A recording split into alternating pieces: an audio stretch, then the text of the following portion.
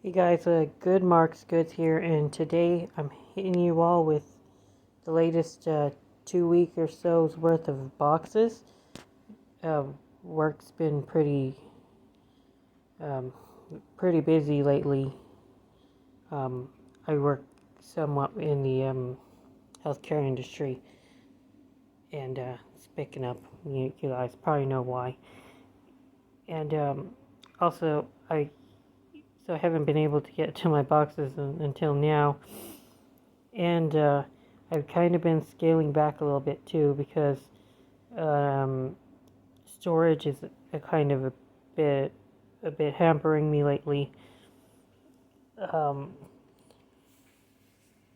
I've been wanting to upgrade my storage unit from a 10 by 10 to maybe like 10 by 20 or 10 by 15, but unfortunately there was no empty unit when I went to at the beginning of the month. And even if there was a one, maybe it's for the best because man, it's been freezing outside. I brought in a carload to my long-term storage out in the countryside. I was working from like 6 p.m. to 8 p.m. in the freezing early January, late December weather, and it was just brutal. I think I probably gave myself a slight cold, and it's it took about 3 days to abate. Fairly confident that it wasn't like the corona or anything. It was just a cold, head cold from the stupidity of working out in like 20-degree weather. But um, yeah, so these boxes each were very carefully picked out. I was very selective in the auctions I've been bidding on, and each one packs quite a punch in terms of potential profit and revenue. So check them out.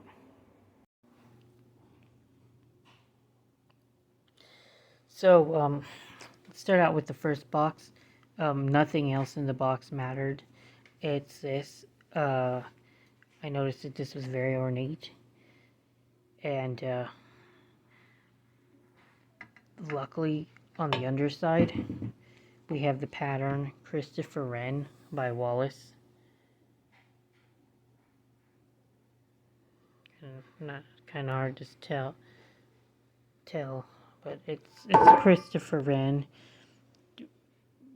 I didn't even know who Christopher Wren was, but you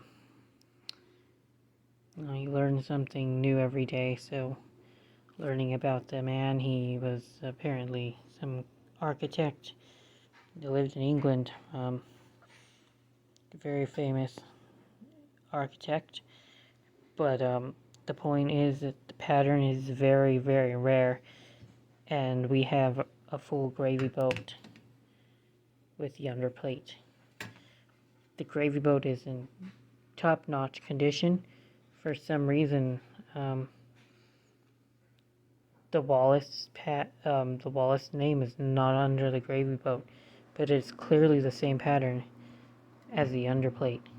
But unfortunately, the underplate has some damage to the plating. We can try to zoom in. That is not good. I'm trying to figure out what it is. I don't know what could have damaged the plating this badly. It looks like something was corrosive. I wet it. I wet the plate, the bowl, to see if it was just like residue, like maybe somebody ate gravy on it. I was hoping. Maybe it's just gravy or something that got left behind. They didn't wash the plate, sent it to Goodwill, and I was looking at a gross plate of,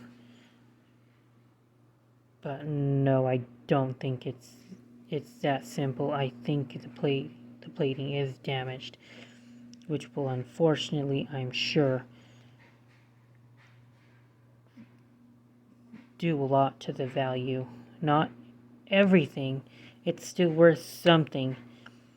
But what could have easily had been a $150 to $200 piece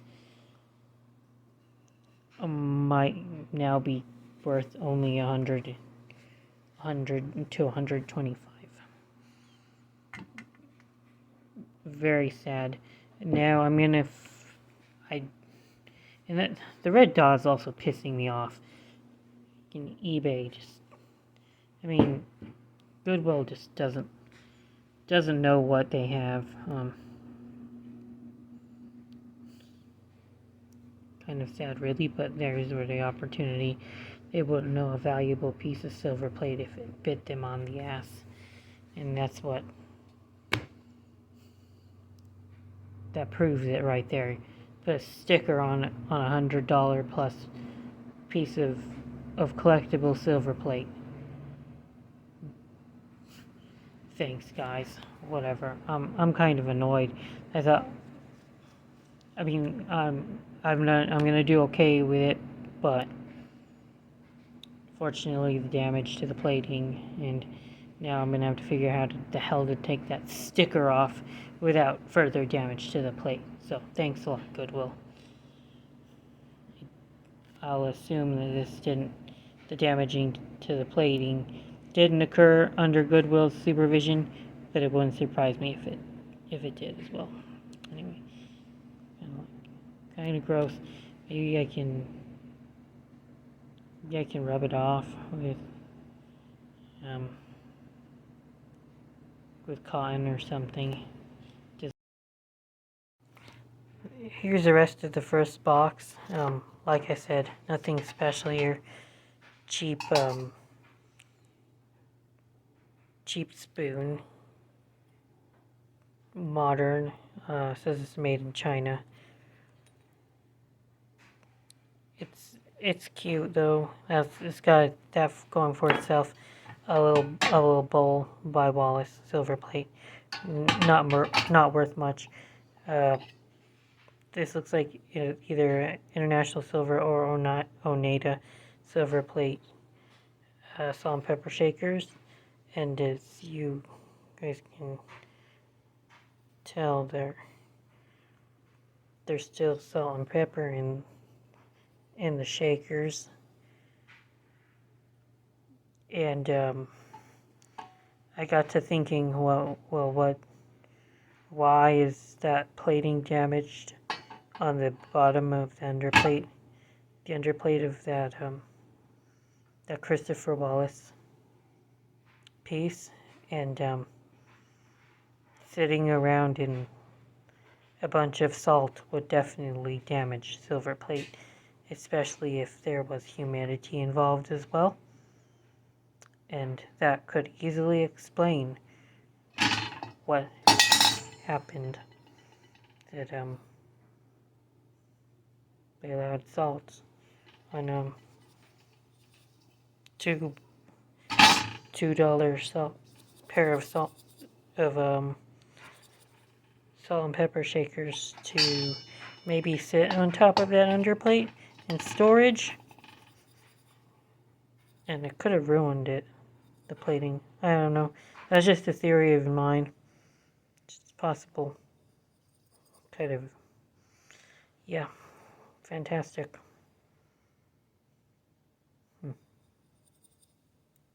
Well, at least I never know what you'll find now. Normally you buy silver plate in my lots, but now I don't have to buy salt and pepper right now. Second time this has happened, I found salt and pepper in the salt and pepper shaker. Yeah, salt will definitely damage silver plate when you add moisture into the mixture. Thanks, Goodwill. And here's an eel, 1779. candle holder maybe. Combined with a serving tray, maybe for snacks. As you guys can see, there's appears to be residue on it. Could be salt. Could be salt residue on the side. Right here too.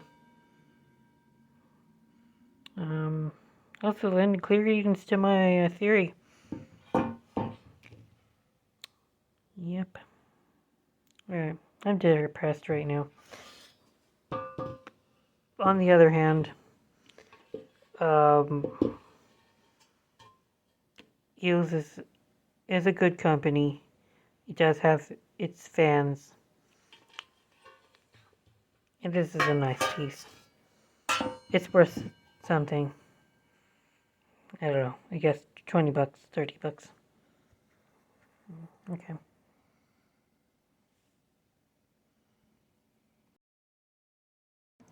So, second box, really fast. Pretty much summed up by this tilting tea kettle. Not really tilting very well, but I do believe the stand was made for it.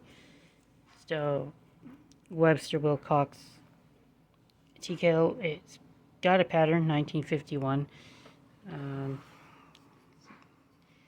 See there, it was made for a stand here, and the lid will come off. It will detach. I need a wire or something to keep it connected to the hinge. Put it back. Whatever. Okay.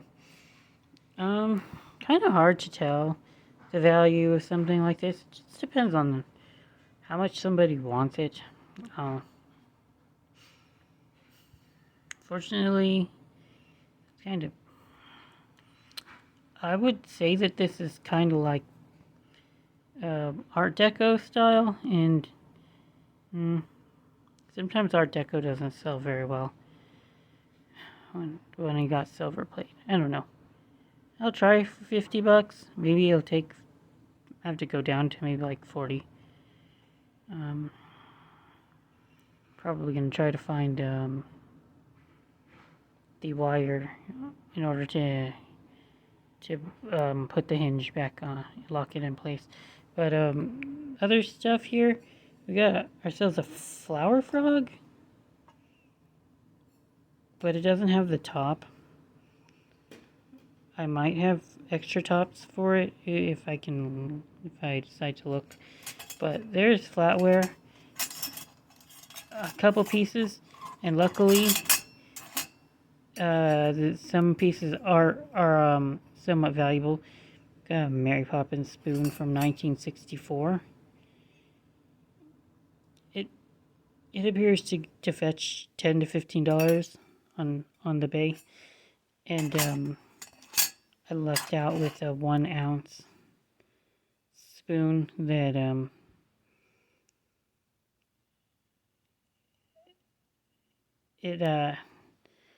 it's clearly marked with something.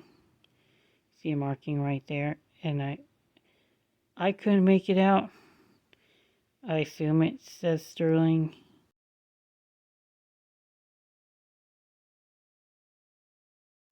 And here's another like marking, a hallmark in the corner right there, top right. It's very hard to make out, but it does look right for sterling, and it chewed a piece of ice up and spit it out. So confident that it is silver. A 1 ounce, 30-gram spoon, which is nice. And last, in the second box, we have this. It's very old vintage saucepan, and it's a nice wooden handle, and the handle is like inlaid with what It's probably mother of pearl. I guess is that what it would be. When I find antiques, it's oftentimes something like kitchenware. My boxes, and I don't know what it could be worth, but it's definitely neat. Oh, the patterns on it, quite nice. No maker though, nothing to go off of. Yep, second box.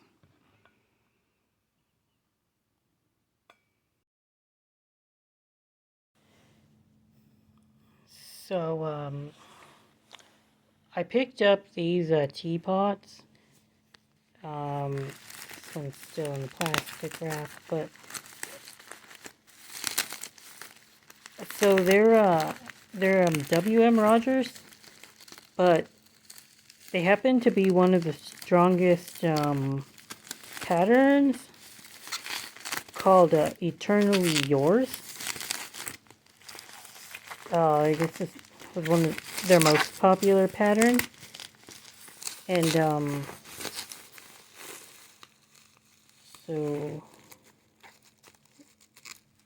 let me try to zoom in for you guys. Like one of my pet peeves. I've damaged I've damaged silver plating before with tape. It just pulled it right off of a Reed and Barton piece that had collector's value, and I didn't realize just how fragile some plating is, and it just comes off straight up with the tape. And well, they taped this stuff pretty good. I can see what they were thinking, because they didn't want the hinges to be open, to fly open when during shipping, and could have like broke the hinge. I guess I can appreciate what they did, but this isn't how I would have solved the problem. I would have wrapped the piece in a bubble wrap, and they did that, so thank you. But if you wrap it tight enough, then you can still ensure that the hinge won't open. But they didn't, so I have to figure out what the best way to kind of like pry the tape off of the piece without damaging the plating. And I peeled a little bit off, just what seemed to be kind of loose, to kind of like get an idea of just what I'm dealing with, and how loose I mean, if the plating is kind of bad, because sometimes with silver platers, you can kind of have like manufacturer defects, where there's impurities on the metal. If there are any impurities on the base metal, the plating process won't work very well, and you're gonna have blisters and peeling off of the plating. It doesn't seem to be happening with this one, and it doesn't quite surprise me, because WM Rogers is a solid brand of silver plater. So, and this is one of their premier product lines, so it doesn't surprise me. But still, I gotta figure out how I'm gonna do this, because I'm not just gonna yank it off like it's a band-aid. That'd be a very dumb idea. And well, I picked them up for like $20 each. Oh man, that was beautiful. Eternally Yours. And I'm pretty sure I can flip them for at least 50, maybe 60 each. Alright.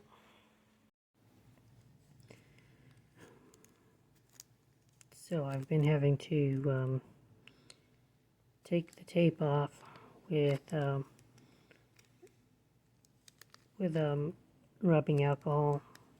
That's what I could think of. I don't think that the alcohol will damage the plating, and if it does, I mean, I'm gonna rinse it off, so I don't think it'll damage the plating. But yanking it off without getting it all, without trying to bust up the adhesive, probably will. So there was three pieces on this piece of tape on this piece, and another 3 pieces of tape on the other one.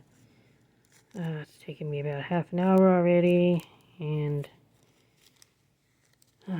still working on the first teapot. Oh well.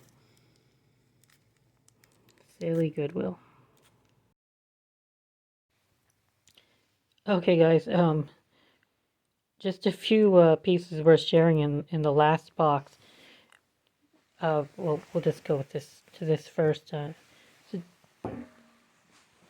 a little bit unusual, as in the gravy boat has been like attached to the saucepan, but it's a W.M. Rogers Avon piece. So Avon's not a worthless pattern. So there will be fans of this gravy boat.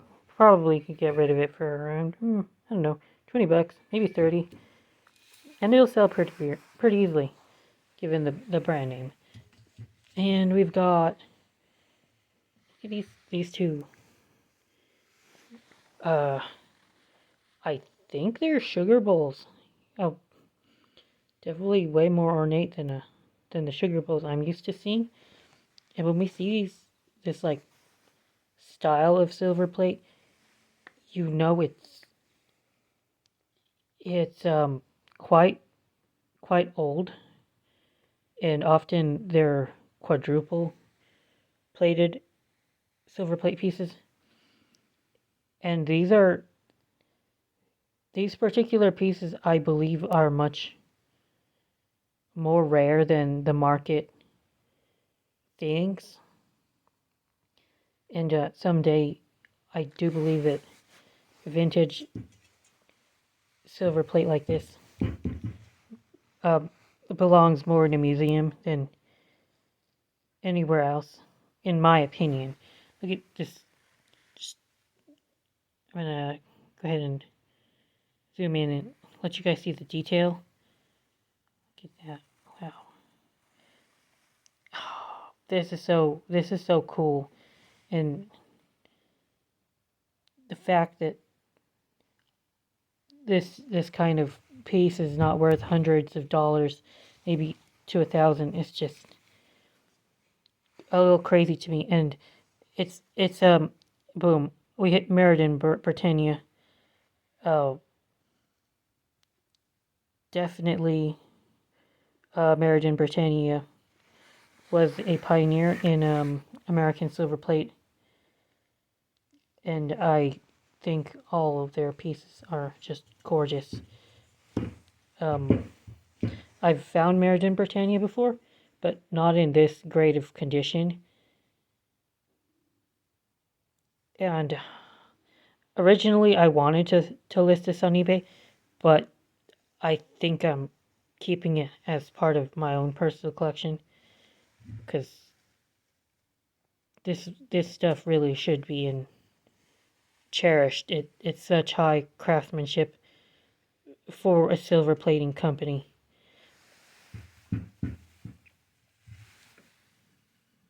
Wow. And this one's also similar, and it could have been a Meriden, Britannia, because I have a piece like this with similar design where you can see like I guess it's like a bird, almost like I think they're trying to go for like a peacock, and the feathers remind me of wheat. And my other sample that would look very similar to this, and it was made in Britannia.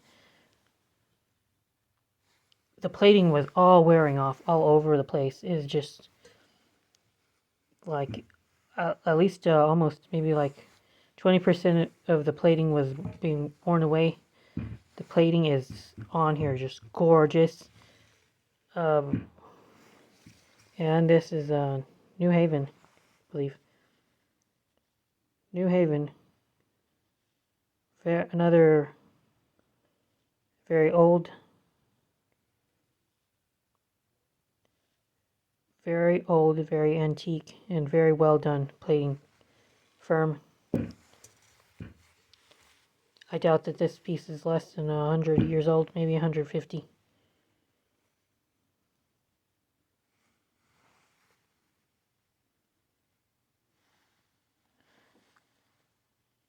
It's fantastic, and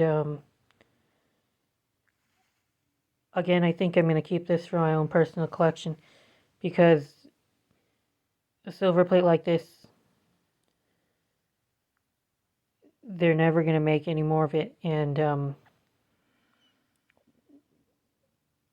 because silver plate has such a connotation in society of being cheap and worthless, um, people throw gems away with garbage all the time.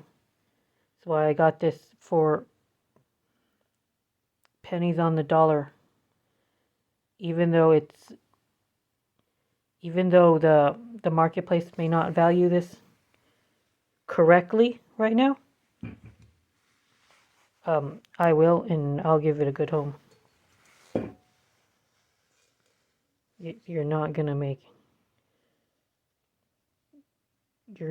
be able to find this piece every day. Like, I've collected tons and tons of silver plate, and I very rarely find pieces of this quality and in this condition.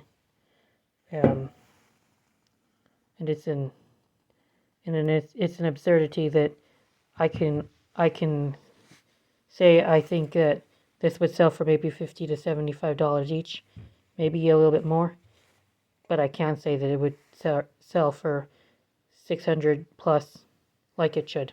All right, guys. Well, that's all I got for these boxes. I've been picking off silver plate more, been more careful with the lots that I've been looking for, and that's mostly because I gotta store space. I gotta worry a bit more about storage space. So hopefully, when the weather is better, I can start looking for more storage options. All right, guys, that's it for now, and thanks for watching.